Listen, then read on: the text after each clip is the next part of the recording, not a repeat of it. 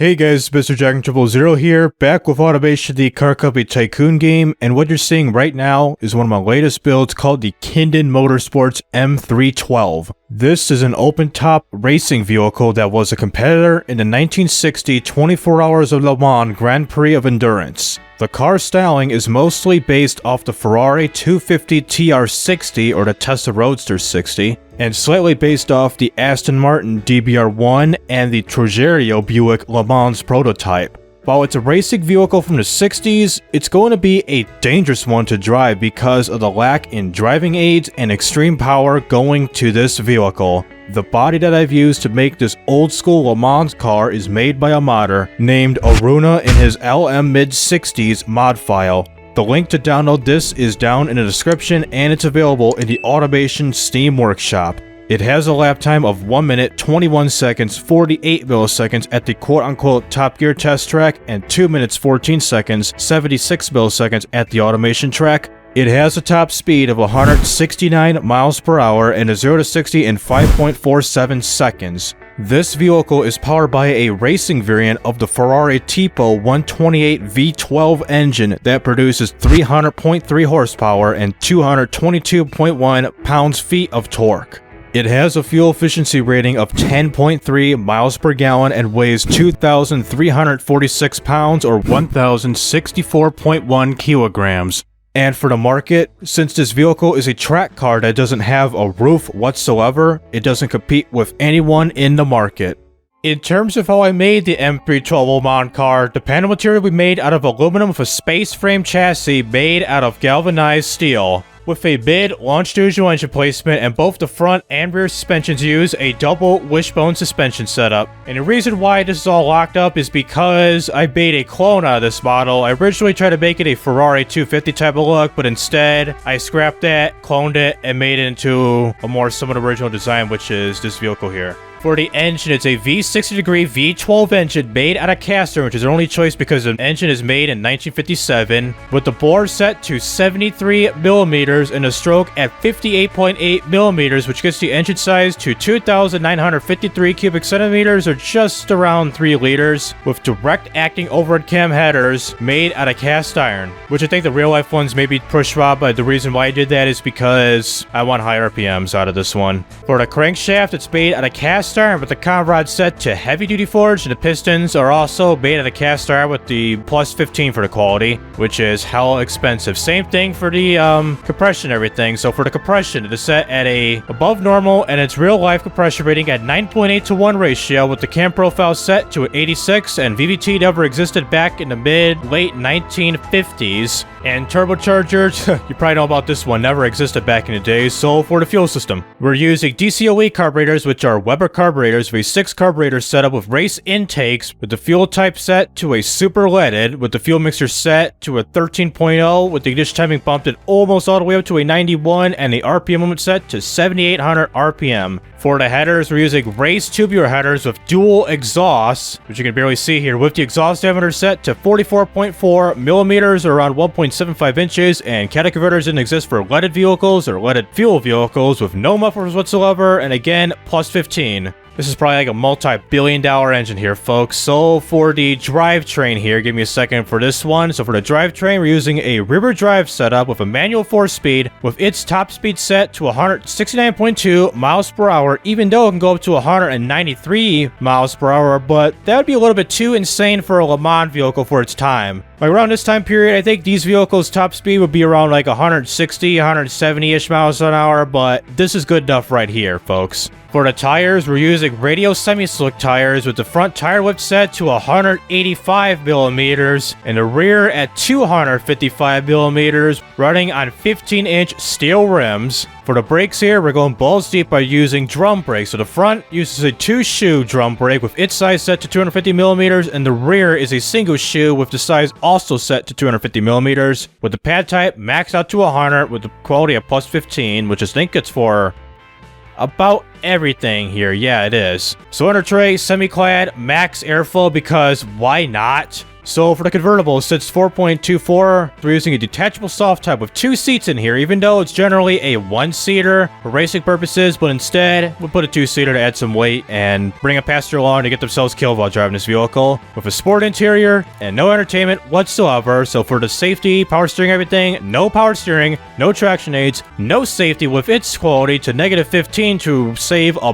buttload of weight with this vehicle. And if I were to keep the quality at a 0 right here, the weight would be at 2,536.2 pounds. -15, we would save about 190 pounds between the old weight of a quality at 0 to the quality at -15 for this weight. So that's a big savings in weight for this vehicle here. So last but not least, suspension. Standard everything, standard springs, twin tube dampers, passive sway bars, running on a racing preset. Despite quite a handful of problems in here, such as the rear brake force being too low, which I'll probably regret that later on in BeamNG. Quality issues, dampers being too hard, clearance issues, semi-slick tires, front camber, short gears, weight, brake fade, and all that good stuff. We're going to export this to BeamNG.drive and test this vehicle out. So here we are at the modded and downloadable map of Suzuka Raceway. I finally got this to work. And taking a brief look at this vehicle, well, design-wise, there's not a whole lot of design in this vehicle except for the back end. Like, there's really nothing in the back end of this vehicle, just the brake lights, turn signals, reverse lights, the exhaust, and this little ducktail type of wing right here that you see on the early mid-60s Ferrari. And going closer here, we do got our drivers here. We got our bay driver here of Tyler Caswell and me, Mr. J-Con, that drives this here vehicle around the frickin' Le Mans, try to win this goddamn race. And what's interesting with the front of the vehicle, how I try to make it look like that Trujillo Buick Le Mans prototype, is the turn signal embedded inside the headlight. This was somewhat of a common practice for race vehicles like this. Instead of putting like a side indicator like right here, they try to put it inside the headlight housing. So you got your turn signals like right here, and then the headlights turn them on, but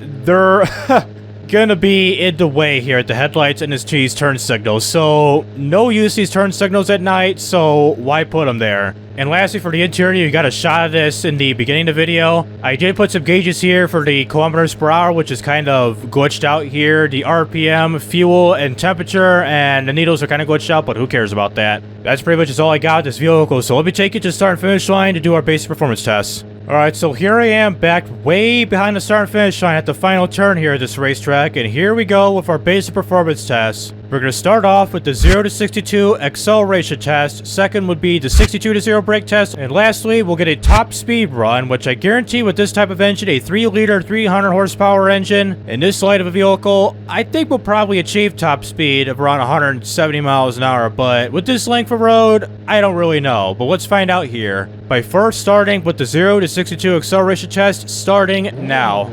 Hit the gas, and going into first gear here, into second gear.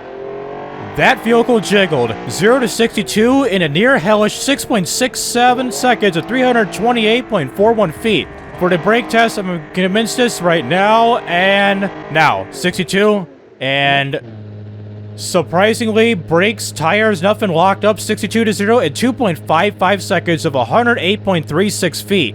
It's like these brakes here are pretty much average for like a typical road car that you see on the streets and stuff like that, but for a racing vehicle, this seems like it's a below average, below performance. So, top speed run by redoing a 0 to 62 acceleration test, but we'll rightfully ignore that. And get a worse 0 to 62 test of around 7.01 seconds at 329.56 feet. That's pretty horrendous. So, into fourth gear, which is our last gear, into the first corner, but we don't have much room. With this track, with this race here, not much room, so get a crash going here. And let's get a camera going for the heck of it. We already got a collision going on, so who even cares about that? Do it 8 times, slow-mo, high DUI, and go. With all that steel, all that aluminum, that vehicle just tore apart like it was nothing, full time. And like that, we have killed the engine right then and there, so can we land back on all 4 wheels? Yes, we did, and like that, this thing is crinkled up, and we're rolling. Okay, we're now rolling. Can I still steer? No, I can't. That tire is in the air, and it's still... Even this tire here, what the hell? We're basically just freeballing right now on the frame and the body of the vehicle. I don't know how this is even possible here, folks. Going around 5 miles an hour. So destruction-wise, they'll be dead no matter what. 140-mile-an-hour collision, they'd be dead, no doubt about it. Will it take the gravel? No, it didn't. So let me restart and do a time trial run. So apparently, I cannot load time trials whatsoever in this game, but we're gonna do the hot lapping method here. So if we click on start hot lapping, I'll add a checkpoint here, and then when I take off, the timer should start. So we're gonna be doing one whole lap around the full racetrack here of Suzuka Circuit, and then next we'll take it down to the Nürburgring and make things even worse by going to Green Hell and hopefully drive and keep this vehicle in one piece. So let's start off with the time trial run at Suzuka Circuit in 3, 2, 1, go. That's a horrible start to second gear at 0 to 62 time of a better 5.87 seconds, 319.17 feet. Not too bad. So first corner, lag, and ooh, this is getting squirrely already. It's like these vehicles back in the day, you gotta have balls to drive these vehicles. Oversteering, loss of grip, no ABS, none of that. No technology could save you with this vehicle. And why am I lagging by just hitting the brakes? This is stupid. So it's pretty much, it's just second gear all the way here. It's like I'm going to third gear, and then once I go to third gear, I'm not really gaining any speed thanks to these corners. Watch, third gear, corner, brake, second gear. It's like no use of being in a third gear unless you're in like a straightaway like this. We can go in a straightaway for quite a while until we get into this right corner coming up here. So, to third gear and start braking, start braking, start braking. Downshift to do that. Pretty much trial and error, learning how to drive at this track with this type of vehicle. And not only that, you can kind of see the vehicle jiggling quite a bit. Like, watch right here, gonna brake. Wow, that is a lot of lag for just tapping on the brakes. I mean, they got a Xeon processor and a GTX 1070, the Founders Edition graphics card, but that ain't gonna do much. You need more of a powerful processor than a powerful graphics card to pretty much load the aspects of the game here. Which I think the brake lights are mostly graphically processed and all that good stuff, but it's kind of interesting. You tap on the brakes, you get all that lag. Because my guess that I'm thinking is that all of these lights are the turn signals, brake lights, and reverse lights are all brake light aspects. See? Some brake lag here from hitting the brakes. You're gonna overshoot the corner here and exceed track limits to third gear. And getting ready for this chicane here, so start braking, and I think it's one more, right here. First gear around the chicane, and level out, so go to second gear, and coming into the final turn here, we do see the checkpoint thing up ahead. I think once I cross it, do I stop or not? Let's see. Get ready, and okay, 2 minutes, 57 seconds, 171 milliseconds. That is not too bad. Let me find a way to its misery and take it down to the Nürburgring track. How about this straight ahead? Into this little hairpin corner, slow it down, and get ready for a camera right now. So camera-wise, do a 16 times slow-mo once it crashed into the solid-ass barrier. And also on this track, I noticed I think this is an essential core support. And I think these were on the maps that were published at BeamNG, but were soon rejected because of copyright issues from Assetto Corsa because they contain their assets, their tracks, everything. So resume physics now, 100 times slow-mo. Let's do 100 times to show the destruction of the vehicle, the deformation like the front of the vehicle. And right there, driver will be dead at around 100-something miles an hour. And look at that. Look at that. The rear of the vehicle, okay. Front just caved in, bent up, so full time. It did a goddamn flip, bruh. Let me get this upright right now and get ready for some engine oil starvation. It didn't, so, oh boy. So, this is the vehicle in question, ladies and gentlemen. Put the parking brake on, and yeah. The rear of the vehicle seems okay. Front, let me see an interior view. I kind of put this in place. Yeah, you have a seizure, and this is what you see. The damn sky right above you, so you'll be dead, folks. No doubt about it. So now let me take you to the Nürburgring. I think this is going to be the Assetto Corsa port, not the... I forgot the other one. I got two downloaded. The Kuno's Nordschleife and the other Nordschleife. I think Kuno's is the working and more FPS-friendly Nürburgring, and the one that says Nordschleife is the less FPS-friendly one. It's where the walls just grab onto you and pretty much just end it right then and there. So is it this one? No, it's the other one. Because this is the one where the walls grab onto you. Wait, let me double check.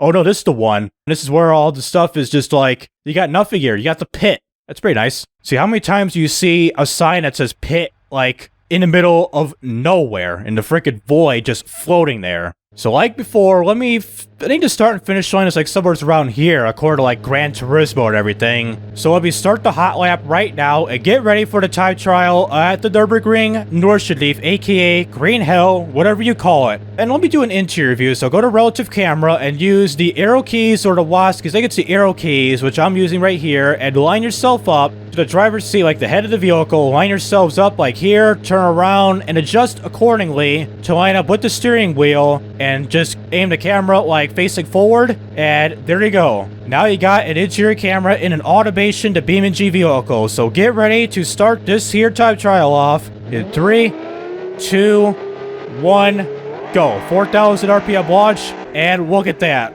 Look at that. That jiggling is pretty much proof that I need to increase the node limiter or the node strength to stop doing it, which I think that's why it's doing it, is because the lack in node strength is causing the vehicle to just jiggle up and down like viciously. And watch the cornering and braking. Okay, did okay there. I tried testing this in private to get a use of this track here, even though I raced here with the Paladin GTX, but I tried racing this vehicle and I kept hitting like this wall here multiple times. It was like a pain in the ass with me driving this vehicle, but we're doing okay. Averaging around 70 miles an hour. Okay, dive down in the apex. More lag. Watch out. Damn it. I gotta restart. We're auto steering to the left. Alright, back to where I was at. A little bit further where I was at. So we got a straightaway here. Go into 4th gear around 120 miles an hour. I think this is where I turn here. So brake. Yep. Go. Alright, we're good. Despite all that lag, we are still okay. It's like I need a navigation feature. I think the navigation doesn't work on this map because of the Central Core support, and it doesn't even know what's what. Because this is one whole map, not like individually built piece by piece, road by road. Or 150-ish right here. Turning, braking. And lack of steering and braking power, and just locking the tires up. That's where we end up. Alright, let's just begin slowing down right here. Woo!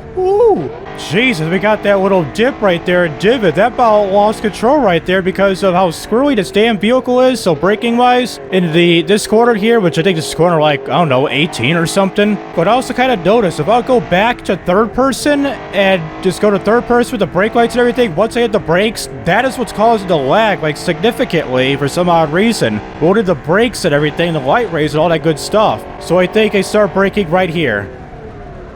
Hard. Ow. Is that the seat, like, in my face or something? This is where green hell came from because it's 7 minutes of hell, depending on the type of vehicle you're driving in. Alright. Spinner, backs. And we just kind of spanked the back end. Should have much damage. And I also toned down the graphics a little bit, so we're not going to get a whole lot of lag spikes here. So hit the brakes. No lag whatsoever, so that's good. So we're doing okay wise with the steering and everything. So left turn here and right turn here. So yep, we fixed the lag problem and no steering issues whatsoever. So we did damage the back end pretty good there. So go back to first person. Man, this is pretty scary, doing a blind run in a freaking dangerous ass 1960s, 60s, 30 hit.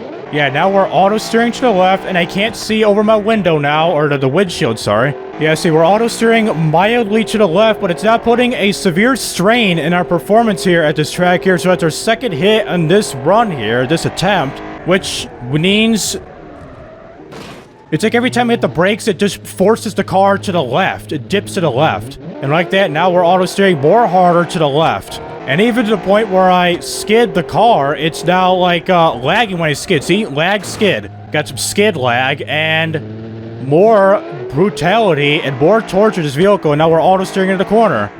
Brilliant. And now we're sliding into there. I'm going to continue to drive at this state, even if it means going on 3 wheels, 2 wheels, or have a broken ass suspension. This is what we're going to do, and it is what it is. Alright, coming up to the carousel, I believe. Yep, into the carousel. So we're like 70% done here with this here track, around the 650 mark, and we're still auto steering hard to the left, still got that skid lag, and this is pretty much dangerous and very difficult to drive at this state. Like this. Ow, and this. Damn!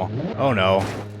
Another brutal front-end crash. I'm like driving just as bad as people drive at those little car simulators where they got like a high-performance car, because I drove one of those cars, like a Dodge Viper, at the Detroit Auto Show at this here track. Like, they had like a 2-minute time limit of just driving around the Nürburgring track, and you take turns in line. Like, you drive the Dodge Viper around Nürburgring, and I crashed like twice at that track in that Dodge Viper. And this vehicle, it seems like you crash this out like 100,000 damn times, and you get like a result like this. It's like you go to a corner, crash into a wall, go in a corner, crash into a wall, go in a corner, not brake like this, and crash into a wall. I am surprisingly, this damn thing is still going right now. I don't know how. Don't ask me why, but it's still going. It's like the skid lag is pretty much killing my vibe and everything, and the car is leaning, jiggling, and the car locks up and forces to the left once I lock on the brakes, and wow, we are stuck.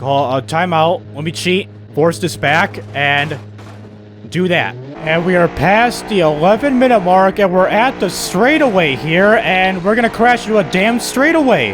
This is very, very, very sad. Look at this. Bouncing all over the place. The vehicle is just bouncing, dripping, and cripping, and we crashed. The vehicle is just totaled. Undrivable, totaled, whatever. And I also notice every time I'm going straight, the vehicle dips down and dips back up to the point where I'm getting wheel spin, and the car forces itself to go to the side laterally, making myself wipe out like that. I can't fight the steering too much, or to the point where I'm just going to keep wiping out and make this even more hellish and useless to drive this car. So let me just restart and then keep on going. I should have done this to begin with. Guess I'm stupid enough not to know that, because I thought, like, recovering a vehicle like that, I thought it would reset the timer, but it didn't. Guess I learned something new. Well, we're gonna finish within the 13-minute mark. This is pretty much embarrassing. An embarrassing run in this vehicle. And top speed-wise, well, we could've got a top speed run a little bit earlier on that straightaway, so let's corner here, 140, and start braking about here.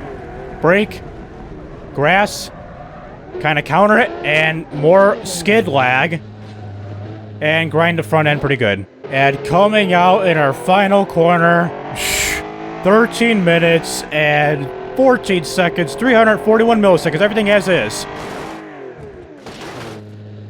There we go. I pretty much deserved that after my useless and hellish driving at the Nürburgring. And there you go. Completely crinkled in, like last time, which I should have reset it to begin with after it was auto-steering hard to the left and to the right, and yeah. Should have known better. So, last but not least, let's see if this vehicle could take to new heights by going to Car Jump Arena. Do I have it installed or enabled? Yes, I do. And see if this 1960s vehicle will compete with the modern-day Le Mans cars, which obviously it won't.